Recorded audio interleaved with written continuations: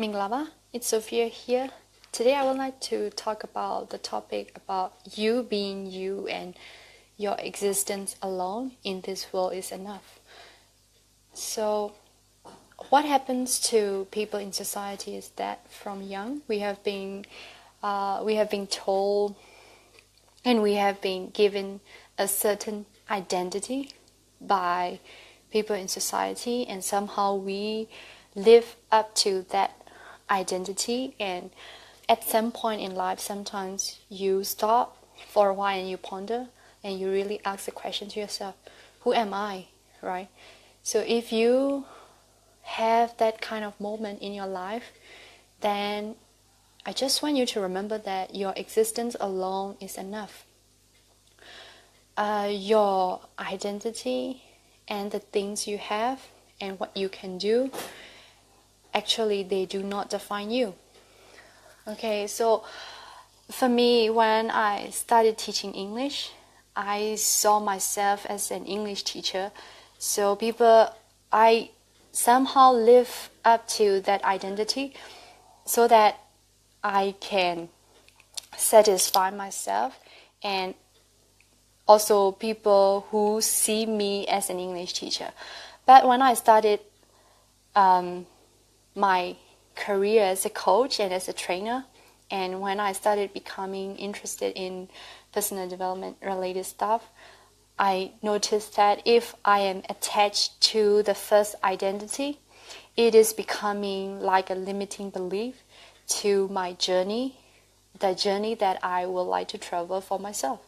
So yeah, it is okay to be attached to our identity at some point and to an extent, because that will help us build our self-esteem and confidence, and which can help us concentrate more on the identity that we take in for ourselves. But if we constantly live up to all the identities that are given to us by people around us, then we will start feeling that we are not good enough, and we will somehow lose our own identity in a way ourselves. So that's what I have learned based on my own personal experience and that people I deal with. Because there are times that when I meet people, they are like, hey, you are old, why are you still studying English? Or why are you still learning the things that you have been learning? You are old. So if I take up that personality as, yeah, I am old and I can't learn anything new anymore, and that will become my limiting belief, and as a result I will just live in my own comfort zone, and then I will take up that identity, and I'll start seeing myself as someone who is old and who cannot learn. So what happens? I cannot learn and I feel old, and as a consequence I become that person. So I don't know who I am. Actually, maybe deep down inside I have that passion and I have that ability to learn something regardless of my age. But what happens is that I believe what other people say about me. So in that case, I cannot become who I am meant to become. So that's one example. And for another example is that, especially if you are a girl, if you are a female, then you will somehow you may have this kind of experience or you may not have it, but I'm just generalizing it, and if I'm wrong, then I'm wrong. So usually girls, the females are somehow criticized by their physical appearance and their body weight. So when they meet each other, they say, oh, you are becoming thin, you are becoming fat, you are gaining weight.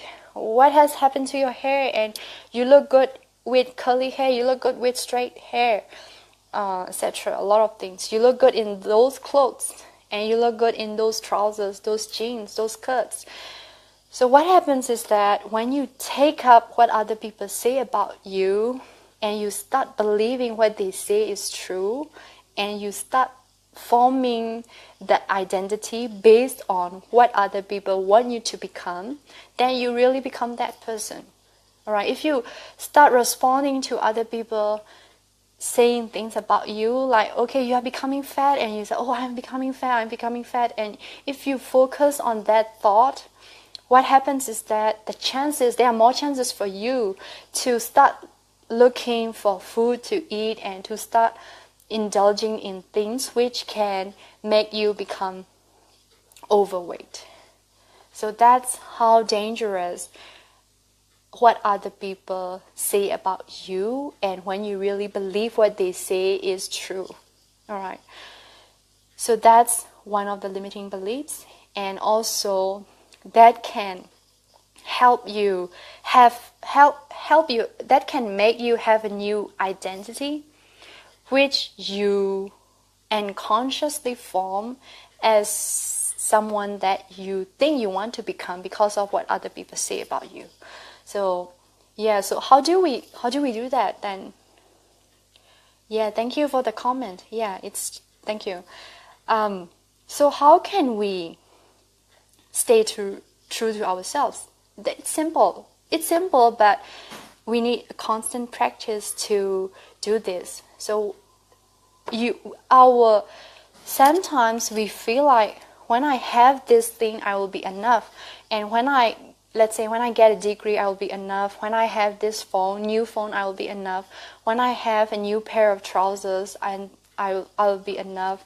When I can go to a place, this particular country, I'll be enough.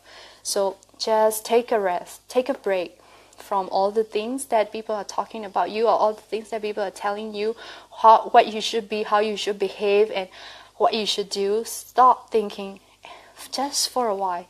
Take a moment and start thinking about what you really want and who you really want to become and what you really want to do for yourself out of the passion that you have for yourself. So the solution is very simple. Start accepting yourself. Start giving yourself the unconditional love that you deserve, right? So if you start accepting both good and bad sides of yourself, and even though people say that you should be this person, and if they try to put you in a box, just get out of that box.